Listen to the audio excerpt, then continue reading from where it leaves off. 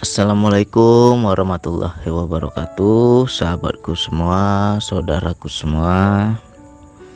Ini ada pertanyaan bagus dari Pak Samsul Hilwani ya. Bang Andi, gimana caranya supaya bisa melakukan zikir nafas di setiap waktu dan tempat? Karena yang saya lakukan selalu lupa. Bagaimana supaya ingat terus? Ada nggak caranya ya?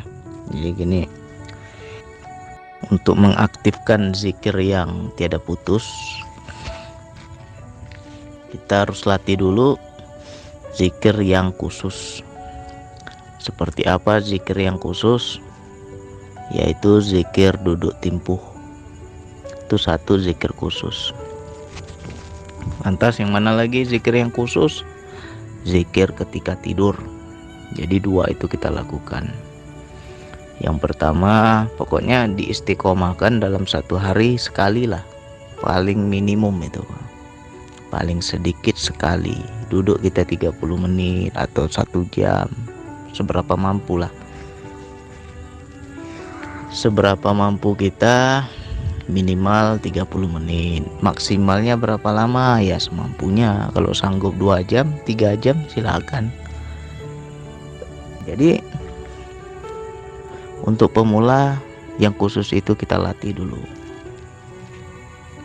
Setiap hari kita amalkan antara 30 menit sampai 1 jam sekali duduk. Yang kedua, ketika kita hendak tidur ya, kalau bisa tidur dalam kondisi berzikir.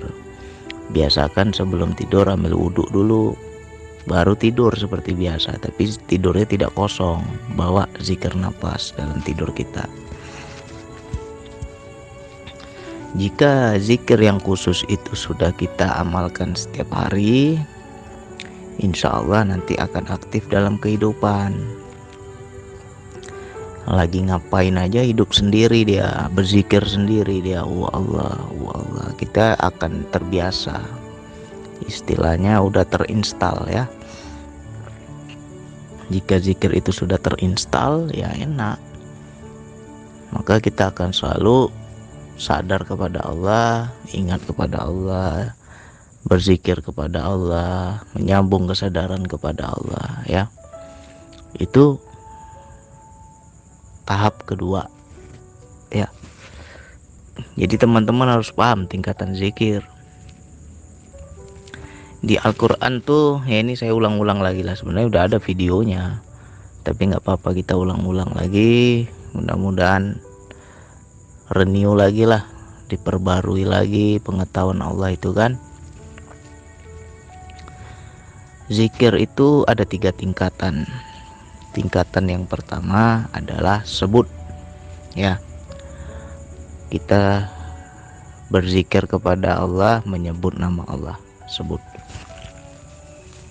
Tetapi ketika kita Tuhannya masih sebatas sebut, belum ada kesadaran yang tersambung kepada Allah, itu masih tahap awal.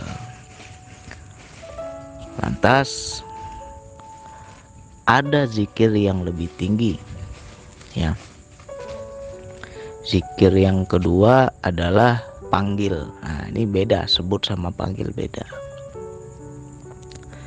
Kalau menyebut itu belum ada koneksi, belum ada ketersambungan. Tapi kalau kita panggil nama Allah, di situ ada rasa sambung, ada dengan kesadaran, yaitu menyebut nama Allah dengan tersambungnya kesadaran. Itu namanya memanggil ya. Nggak mungkin kita panggil kawan kita kalau kesadaran kita nggak ke kawan ya. Misalkan kita panggil istri kita, nggak mungkin kesadaran kita ke anak, pasti kesadaran kita nyambung ke istri, baru kita manggil ya.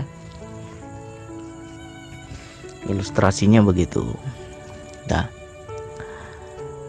tapi kan itu belum apa, ada lagi yang lebih tinggi lagi. Seperti apa bang zikir yang lebih tinggi? Zikir yang lebih tinggi adalah sadar. Sadar kepada Allah, menyaksikan Allah, bersama Allah, apalagi berisan kepada Allah, itulah zikir tertinggi. Baik menyebut nama Allah maupun tidak menyebut nama Allah. Jadi untuk teman-teman, apa gunanya metode zikir napas ini? Yaitu mencapai keisanan tadi. Bagaimana kita bisa bersama Allah setiap keadaan, baik duduk, berdiri, berbaring, mau ngapain aja, selalu bersama Allah. Jika kita bisa mencapai itu, maka itulah zikir yang tertinggi. Menyebut ataupun tidak menyebut, kita sadar kepada Allah. Itu zikir tertinggi, harus bisa mencapai itu. Makanya awal mula kita berlatih zikir nafas ya. Zikir dalam kondisi duduk timpu. Senang kita, suka kita, karena nikmatnya luar biasa. Nah, setelah udah terbiasa zikir yang khusus itu, bawa dalam kehidupan. Masih juga kita menyebut nama Allah. Allah, seiramanya nafas dalam keadaan apapun ya.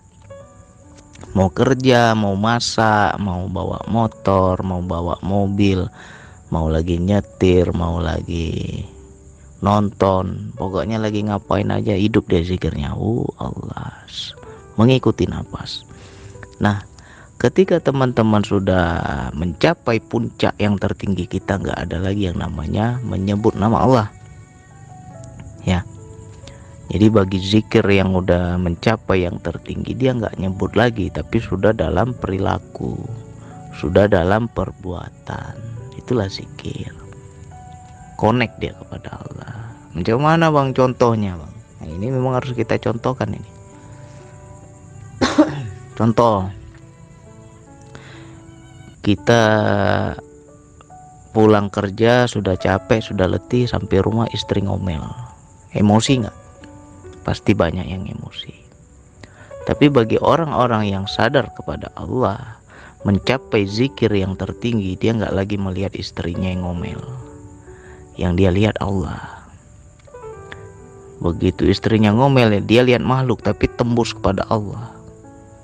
Ya, mata kasarnya, mata kepalanya lihatnya makhluk, tapi hatinya, kesadaran jiwanya melihat Allah. Dia akan ada koneksi, akan ada ketersambungan, akan ada interaksi, akan ada komunikasi ya. Ya Allah, istriku ngomel ya Allah, tercabar nih kesabaranku ya Allah, nggak sanggup aku ya Allah.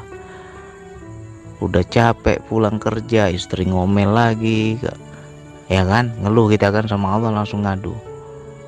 Langsung tuh akan ada perintah turun, akan ada jawaban Allah turun. Apa Allah bilang? Akulah yang menguji kesabaranmu melalui istrimu. Nah, ketika kita bisa memahami itu, akhirnya kita bersabar karena Allah.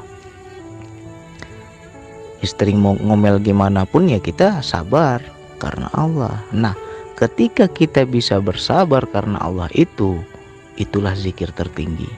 Nggak ada nyebut lagi. Jadi jangan kita bilang yang di Al-Quran itu dibilang berzikirlah kamu sebanyak-banyaknya, baik duduk, berdiri, berbaring. Itu maknanya adalah seberapa banyak kita sadar kepada Allah, bukan seberapa banyak kita nyebut nama Allah ya. Banyak orang nggak paham ini. Jadi seolah-olah zikir itu harus ribuan, harus puluhan ribu, harus jutaan kali. Nyebut-nyebut aja kalau nggak ada kesadaran sama aja bohong. Jadi yang harus bisa kita capai adalah zikir yang tertinggi tadi. Dan metode zikir napas ini hanya sebagai pemicu atau pengaktifan kesadaran jiwa kita. Ya. Amalkan dulu zikir napas. Menyebut hu Allah di dalam hati seirama napas kita. Itu kita lakukan yang khusus. Latih terus setiap hari, duduk kita 30 menit, apa 1 jam. Nah, dalam kehidupan harus bisa mencapai zikir yang tertinggi tadi. Melihat istri Allah, melihat anak Allah, ya, melihat tetangga Allah, melihat teman kerja Allah, apapun Allah, ya. Makanya banyak teman-teman yang Kadang ya kalau dibilang ya sedikit-sedikit gila lah kalau kita bilang ya. Bagaimana nggak sedikit gila? Begitu banyaknya datang pengemis, dia kasih ya. Karena saya juga dulu pernah tuh seperti itu. Datanglah seorang pengemis ke rumah. Dia bilang ini dari yayasan yatim piatu, mohon sedekahnya. Datang ke rumah ya. Langsung saya lihat Allah ini. Saya ambil uang 20.000, saya kasih. Nggak sampai setengah jam datang lagi orang lain. Langsung Allah ini saya bilang, saya ambil lagi duit, saya kasih lagi. Yang ketiga kali marah istri saya. Istri saya bilang itu penipu, itu komplotan itu. Nggak ada itu yayasan ini, yayasan itu. Dia bersekongkol itu. Buktinya kok sebentar-sebentar datang ke rumah kita. Ya kan? Berarti dia cerita itu di sini dikasih uang kan gitu. Tapi ya saya nggak peduli. Aku lihatnya Allah. Saya beranggapan bisa jadi selama ini aku jarang sedekah. Jarang aku bersedekah. Jadi beginilah mungkin cara Allah menyuruh saya berbuat baik kan gitu. Jadi ketika ada yang datang, Allah. Nah itu zikir tertinggi tuh. Kasih. Begitu juga kita lagi makan, datang pengamen, Allah ini. Allah yang suruh datang ini ke meja saya. Berarti perintahnya apa? Kasih katanya. Akhirnya saya kasih. Enggak sampai 10 menit datang lagi pengamen lain, kasih lagi. Datang lagi, woi pokoknya. Bingung kita. Ya, di situ keegoan kita, keakuan kita diuji Allah. Ada tahapnya sampai segitu. Nanti teman-teman akan rasa. Jadi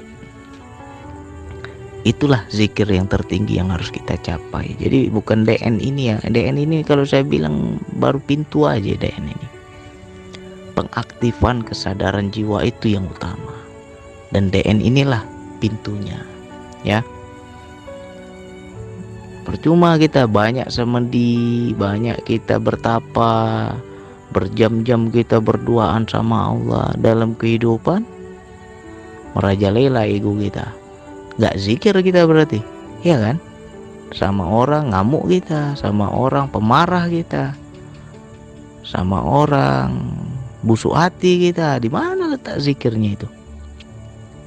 Jadi kita bisa melihat, bisa menilai dari mana. Siapakah ahli zikir yang sesungguhnya itu akan nampak di akhlaknya. Ya. Rajin zikir berjam-jam tapi sombong juga. Berarti yang gak zikir lah orang itu.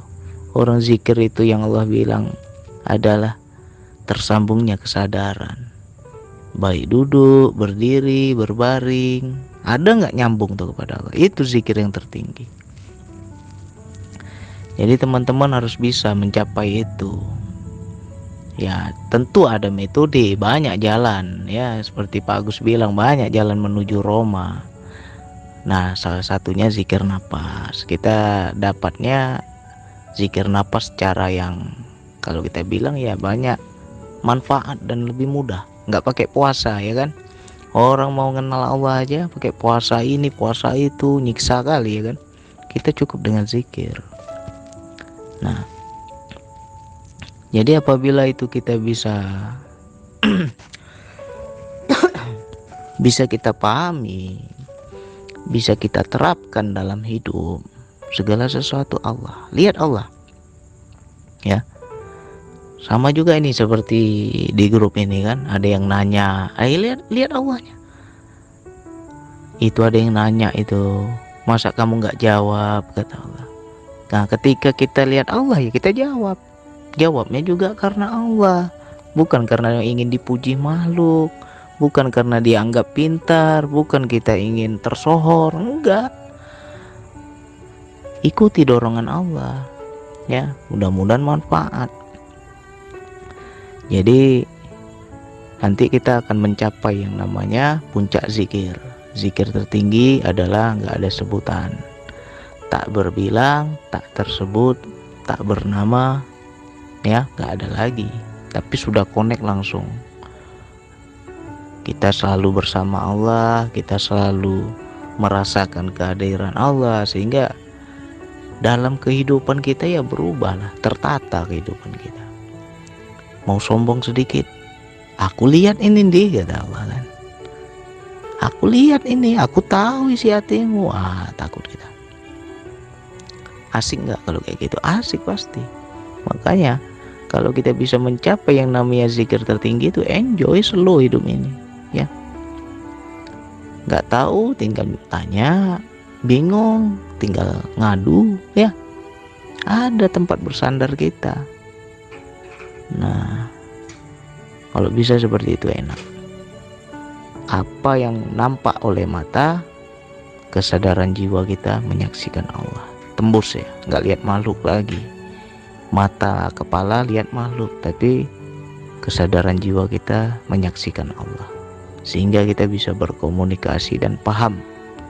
Itulah yang dikatakan puncak tertinggi, puncak zikir yang paling tinggi, keisanan itu. Sehingga hidup kita berubah. Ya contoh, mungkin kita nggak pernah sholat, dengar suara azan, bergetar tuh hati kita tuh. Aku yang panggil ini, kata Allah. Nah, ketika kita menyadari Allah yang panggil, apa nggak kita tinggalkan urusan dunia ini, ya kan? Kalau ada kesadaran seperti itu, itulah zikir yang tertinggi. Ya mudah-mudahan kita istiqomah terus. Bagi teman-teman yang baru bergabung, latih terus DN-nya, ya. DN itu untuk penginstalan. Nanti ketika kesadaran jiwa kita aktif, insya Allah kita akan berubah lebih baik, kita akan lebih bertakwa. Takwa kita bukan karena mampu kita, tapi karena kita menyaksikan Allah. Otomatis takwa itu kalau udah menyaksikan Allah itu. Ya, sekian dari saya. Wassalamualaikum warahmatullahi wabarakatuh.